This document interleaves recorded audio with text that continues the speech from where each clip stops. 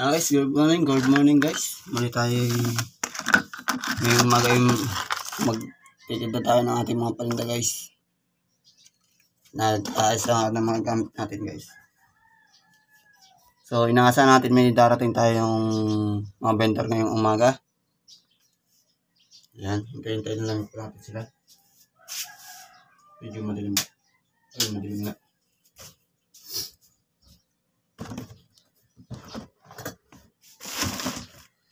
Hintayin na lang natin sila guys bago tayo umalis.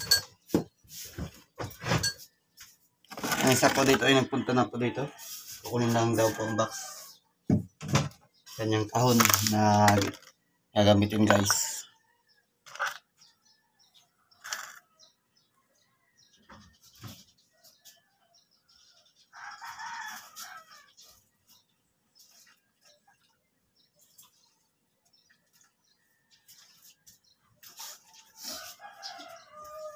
At andito na siya guys.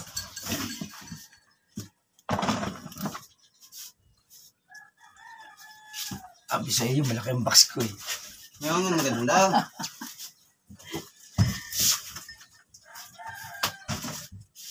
Ay, siguro. Ayan guys, bagong vendor natin, bagong dating. Ayan, kaway ka muna. Nagbablog ka rin ha? Oo. Kaway ka muna sa mga ano natin, viewers. Ayan, pang-apat po siyang dumating dito ng vendor. May tatlo na magtinda. Pang-apat na siya. So, kasama ko siya dati sa ibang branch, idol. Mga idol. So, ngayon ulit siya magtitinda.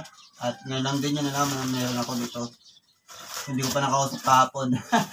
Oo nga, kung di nga tayo nakita kahapon. Hindi mo malalaman. Tapos ako'y pumunta ng liyan ng bungahan. Kay Dati Tito. ko doon, wala pala. Kay Tito. Oo, wala palang ice cream. Ang pagkakalam kasi ni Tito, itong ice cream ito, andun para sa dati.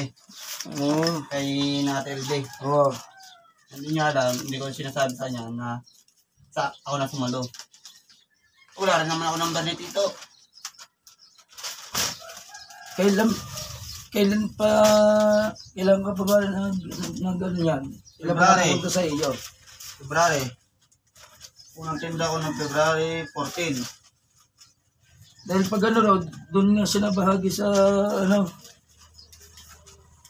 doon sa kinukuha na ni Nedja nung Kaya dyan pa, iba yun. Ibang tatak noon. hindi, yun nga. Yung parang doon nata siya nabahagi. Pinadya ba? Oo. Grace Ann? Parang. Masisira ang ano niya, diskarte niya. Iba-iba ang ice cream niya.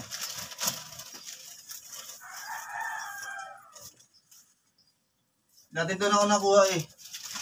Oo nga. Kinausap ko si na kuya.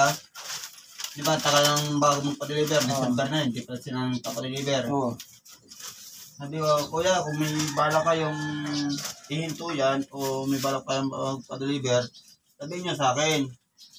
Para magagawan ko ng paraan. Kung tutuloy naman niyo ang pag-deliver, ay hindi ako kukuha sa iba. Sabi niya sa akin, kuya.